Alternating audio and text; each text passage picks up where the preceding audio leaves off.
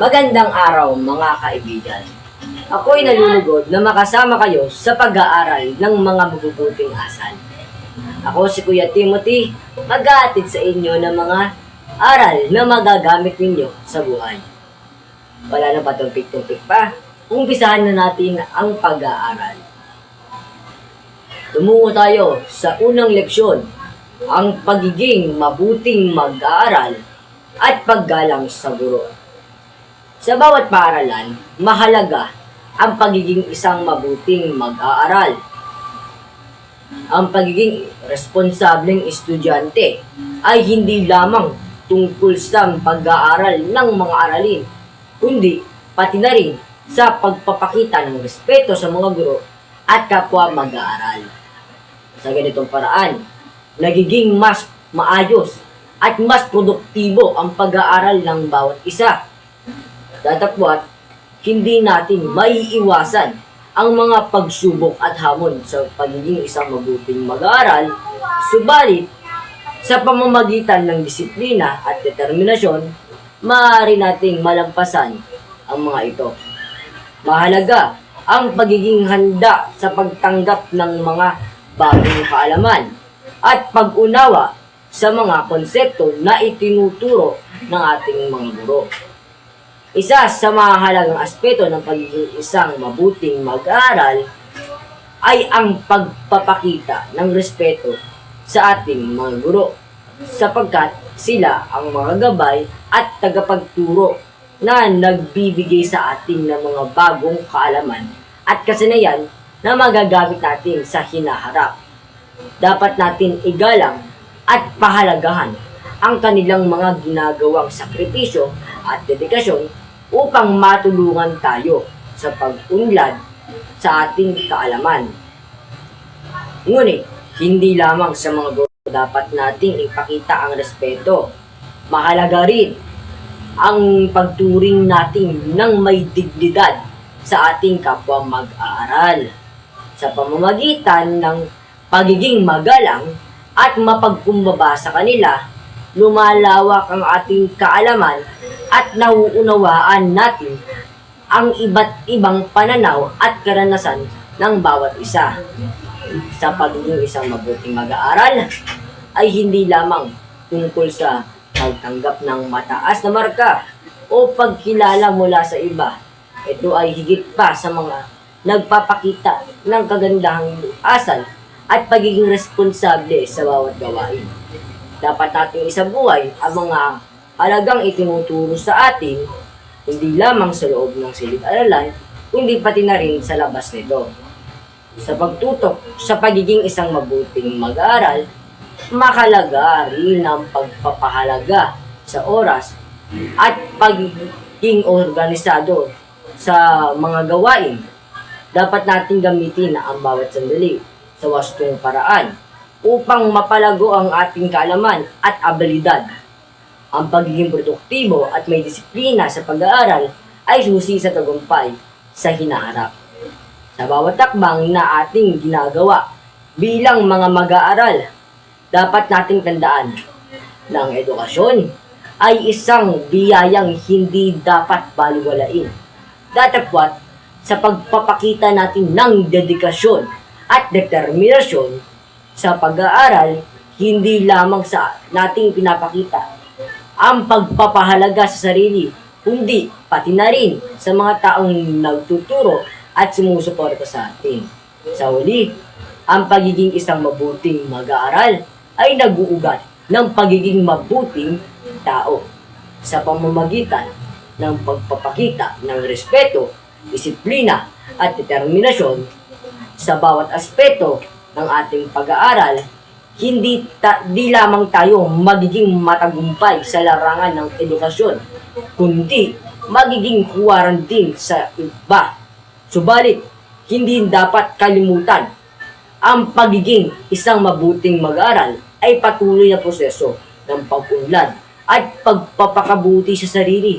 Sa ganitong paraan, ang bawat mag-aaral ay may kakayahang maging instrumento ng pagbabago at tagapagdala ng kaalaman at karunungan sa lipunan.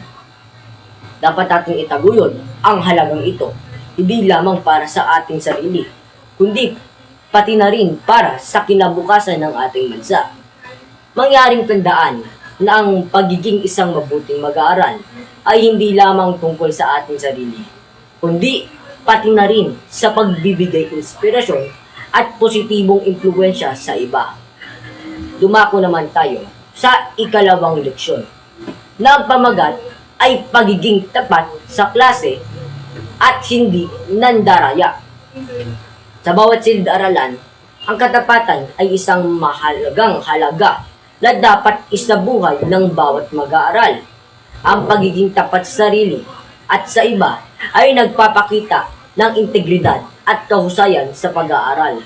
Datapwat, hindi maiiwasan ang pagsubok at hamon na maaaring magtukso sa atin na lumabag sa prinsipyo ito. Subalit, sa pamamagitan ng pag-unawa at determinasyon, maaari nating malampasan ang mga ito at manatiling tapat sa lahat ng oras.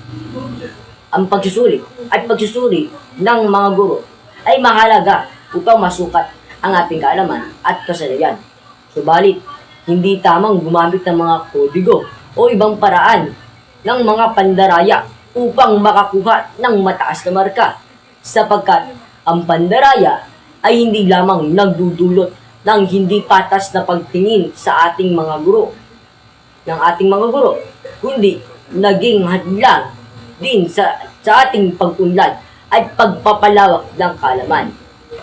Ang pagiging tapat sa pagsusulit ay nagpapakita ng ating integridad at pagpapahalaga sa edukasyon.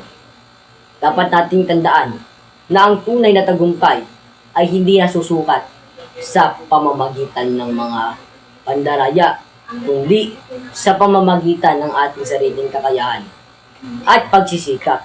Ngunit sa panahon ng paggigipit at pressure sa pag-aaral, maaaring tuksuhan tayo na gumamit ng mga hindi tamang paraan upang makamit ang ating mga layunin. Sa bawat pagkakataon na tayo ay sumusuli o nagpapasa ng mga gawain, mahalaga na tayo ay manatiling tapat sa ating mga sagot at hindi tayo gumagamit ng kodigo. Sapagkat ang pagiging tapat ay nagpapakita ng ating integridad at pagpapahalaga sa sarili at sa iba pa. Dapat nating igalang ang proseso ng pag-aaral at pagsusuri na itinakda ng ating mga guro upang mapanatili ang kahusayan at patas na pagtingin sa bawat isa. Ang pagtitiyaga at determinasyon sa pag-aaral ay mahalaga upang makamit natin ang tagumpay na ating minimithi. Ngunit, hindi ito magiging tunay na tagumpay kung tayo ay gagamit ng pandaraya o kodigo sa pag-aaral. Subalit, sa pamamagitan ng pagiging tapat at matapat sa lakat ng oras, tayo ay magiging tunay na matagumpay at karapat-dapat sa lahat ng pagpupuri at pagkilala. Ngunit, hindi lamang sa pagsusulit at pagsusuri dapat nating ipakita ang integridad at katapatan. Mahalaga rin na tayo ay maging tapat sa lahat ng aspeto ng ating buhay. Bilang mag-aaral, dapat natin isabuhay ang halagang ito, hindi lamang sa loob ng silid-aralan, kundi pati na rin sa labas nito. Sa huli, ang pagiging tapat at matapat sa lahat ng oras ay nagpapakita ng ating integridad at kahusayan bilang mag-aaral. Dapat nating tandaan na ang edukasyon ay hindi lamang tungkol sa pagkuha ng mataas na marka, kundi pati na rin sa pagpapalawak ng ating kaalaman at pag-unlad ng ating kakayahan. Sa pamamagitan ng pagiging tapat at hindi paggamit ng kodigo, tayo ay nagpapakita ng ating respeto sa edukasyon at sa ating sarili. Sa ganitong paraan, ang bawat mag-aral ay may kakayahang maging integro at tapat sa lakat ng oras. Dapat nating itaguyod ang halagang ito, hindi lamang para sa ating sarili, kundi pati na rin para sa kinabukasan ng ating bansa. mangyaring tandaan na ang pagiging tapat at matapat ay susi sa tunay na tagumpay at kahusayan sa buhay. Ikatlong leksyon, ang pakikipagtipan o pagpasok sa isang romantikong relasyon sa murang edad. Sa panahon ng kabataan at pag-aaral sa high school, maraming mga kabataan ang nahuhumaling sa pagkakaroon ng relasyon o pagkakaroon ng boyfriend o girlfriend. Datapwat, maraming mga hamon at issue ang kaakibat ng maagang pagpasok sa ganitong uri ng relasyon. Subalit, sa kabila ng mga kilig at saya na dulot ng pagiging mayroon ng boyfriend o girlfriend sa murang edad, may mga mas malalim na aspeto at epekto ito na dapat nating isaalang-alang. Sa pagpasok sa relasyon sa murang edad, maaaring magdulot ito ng pagkaabala sa pag-aaral at pag-unlad sa bawat isa. Sapagkat ang pagtutok sa relasyon at mga emosyon na kaakibat nito ay maaaring magdulot ng pagkakaligtaan sa mga responsibilidad at obligasyon sa paaralan. Ang pagiging abala sa relasyon ay maaaring humantong sa pagbagsak sa mga marka at hindi pagkakamit ng mga layunin sa edukasyon. Ngunit, hindi lamang ito ang tanging epekto ng maagang pagpasok sa relasyon sa murang edad. Ang mga emosyonal at mental na aspetos ng bawat kabataan ay maaaring maapektuhan din. Ang mga relasyon sa murang edad ay maaaring magdulot na labis na emosyon at stress sa bawat isa. Ang mga hindi pagkakaintindihan at hidwaan sa relasyon ay maaaring magdulot ng depresyon at labis na pag-aalala sa mga kabataan. Sa makatwid bagay, ang pagpasok sa relasyon sa murang edad ay may mga epekto at konsekwensya na hindi dapat baliwalain. Ang pagiging mayroon ng boyfriend o girlfriend ay hindi dapat maging prioridad sa panahon ng pag-aaral at pag-unlad. Dapat nating isaalang-alang ang ating kinabukasan at ang mahalagang papel ng edukasyon sa ating buhay. Ang pagiging mayroon ng boyfriend o girlfriend sa murang edad ay maaaring magdulot din ng hindi pagkakaintindihan at sigwaan sa pagitan ng mga magulang at ng kabataan. Maaaring magkaroon ng mga alitan at hindi pagkakasundo sa mga desisyon at kilos ng bawat isa. Ang pagtutol ng mga magulang sa maagang pagpasok sa relasyon ay hindi lamang nagmumula sa pag-aalala sa kaligtasan at kalusugan ng kanilang anak, kundi pati na rin sa kanilang kinabukasan at pag-unlad.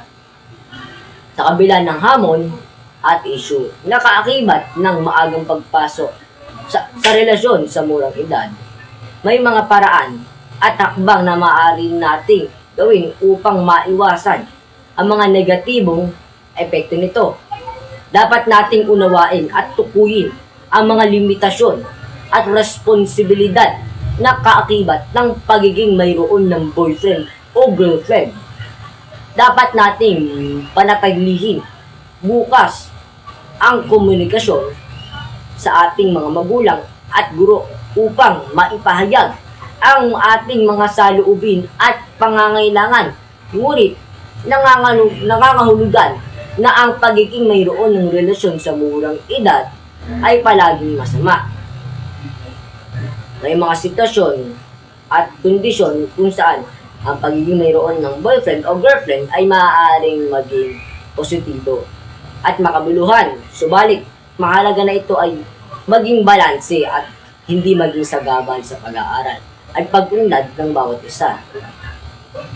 Sa huli, ang pagiging mayroon ng boyfriend o girlfriend sa murang edad ay isang desisyon na dapat pag-isipan ng mabuti at seryosohin. Dapat nating maigi at isalang-alang ang mga epekto at konsekwensya ng ganitong uri ng relasyon sa ating buhay at pag-aaral.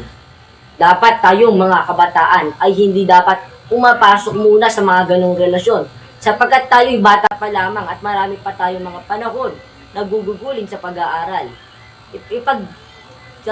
Tabi na muna natin yun. Itabi muna natin ang mga relasyon na yun.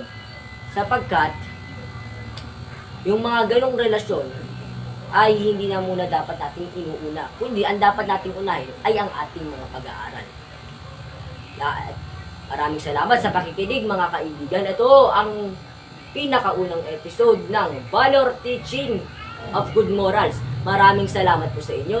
Muli, ako si Kuya Timothy Magati sa inyo ng mga mabubuting aral.